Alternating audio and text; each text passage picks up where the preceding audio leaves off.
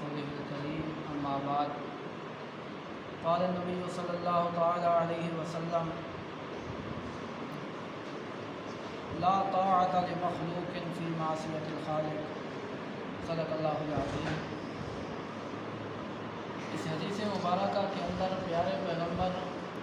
حضرت محمد صلی اللہ تعالی علیہ وسلم نے یہ بتایا ہے کہ اگر انسان کے اوپر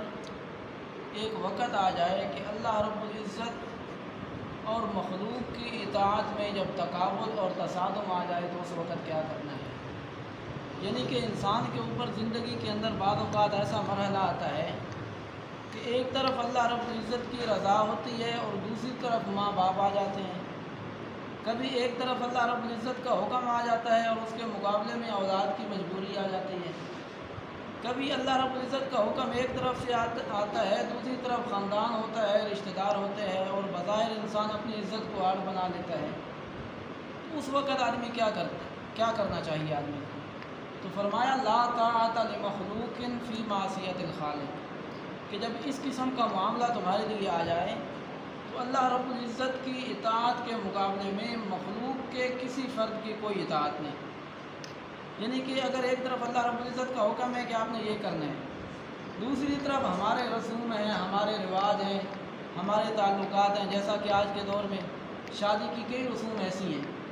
کہ انسان دل کے اندر ان کو برا سمجھتا ہے، انسان مانتا ہے کہ یار یہ رسم ہے، یہ نہیں ہونی چاہیے، اس کے اندر ہمارا نقصان ہے، لیکن دل کے اندر آ جاتا ہے کہ اگر ہم نے یہ کیا، اس پر عمل کرنا چھوڑ دیا تو خاندان والے کیا کہیں گے، ہماری ناک کٹ جائے گی، لوگ کہیں گے کہ یہ دیکھو جی یہ کیسی شادی ہوئی۔ اسی طرح فوتگی کی بے شمار ہمارے علاقے میں رسومات ہوتے ہیں، ہر علاقے کی اپنی رسوم ہوتی ہیں، تو دل مانتا ہے کہ ان کو نہیں ہونا چاہیے، لیکن خاندان کو راضی کرنے کے لیے، ان کی باتوں سے، ان کے طعنوں سے بچنے کے لیے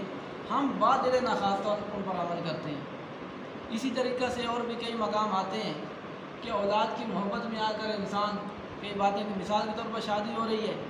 آدمی کے پاس پیسہ بھی نہیں ہے لیکن پھر بھی اولاد خواہش کر دیتی ہے جی یہ چیز ہونی چاہیے، ڈھول ہونے چاہیے، یا اسی طریقے سے کوئی کسی قسم کی میوزک کی محفل ہو جاتی ہے وغیرہ، تو وہاں پر آدمی اولاد سے مجبور ہو جاتا ہے۔ اسی طریقے سے بعض اوقات اولاد سے مجبور ہوتا ہے، بعض اوقات اولاد کی وجہ سے مجبور ہو جاتا ہے، یعنی کہ اولاد کی ضرورتیں پوری کرنی ہے، جیسا کہ مہنگائی کا دور ہے، پیسے نہیں ہیں تو ان کی خواہش پوری کرنے کے لیے کوئی رشوت لے لیتا ہے، کوئی کسی کو دھوکہ کر لیتا ہے، کوئی فراڈ کر لیتا ہے، کیوں؟ اولاد کو راضی کرنے کے لیے۔ اللہ رب العزت کے پاک پیغمبر صلی اللہ تعالیٰ علیہ وسلم نے فرمایا لا طاعۃ لمخلوق فی معصیۃ الخالق، کہ جہاں پر خالق کے مقابلے میں مخلوق کا کوئی آدمی آ جائے تو وہاں پر آپ نے خالق کی اتباع کرنی ہے، مخلوق کو چھوڑ دینا ہے۔ حالانکہ ہماری بدقسمتی یہ ہے کہ ہم ایک طرف بچے کی بات آ جائے، دوسری طرف بڑے کی بات آ جائے تو ہم کہتے ہیں بچے کی بات نہیں ماننی، بڑے کی بات ماننی ہے، ایک طرف کسی سمجھدار آدمی کی بات آ جائے، دوسری طرف کسی چھوٹے آدمی کی آ جائے تو ہم کہتے ہیں بڑے آدمی کی بات ماننی ہے، ایک طرف علاقے کا بڑا آ جائے، خاندان کا بڑا آ جائے اور دوسری طرف کسی عام آدمی کی بات آ جائے تو ہم وہاں پر بڑے کی بات مانتے ہیں، لیکن یہ نہیں سوچتے کہ ایک طرف اللہ رب العزت کی بات ہے، تو اللہ رب العزت کی بات کے مقابلے میں دنیا والوں کی بات آ رہی ہے، تو اس وقت ہم یہ نہیں سوچتے، دنیا والوں کی بات مان لیتے ہیں۔ اس وقت اگر سوچا جائے تو کائنات کی سب سے بے اثر آوازوں میں سے، بے اثر نداؤں میں سے معاذ اللہ ہمارے نزدیک اللہ رب العزت کی صدا ہے، جن کی باقی کوئی بلا لے ہم اس کی بات پہ لبیک کہتے ہیں، کوئی بڑا آدمی بلا لے لبیک کہتے ہیں، خاندان کا کوئی فرد بلا ہم کہتے ہیں یار وہ 3-4 مرتبہ مجھے بلا چکے ہیں، اب میں نہ جاؤں تو مجھے شرم آتی ہے، لیکن یہ نہیں سوچتے کہ دن میں اللہ رب العزت ہمیں کتنی مرتبہ بلاتے ہیں،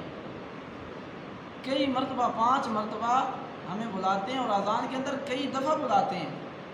لیکن ہمارے سر کی جوں تک نہیں رہتی، یعنی کہ بالکل اللہ رب العزت کی آواز کو ہم نے کتنا بے اثر سمجھا ہے۔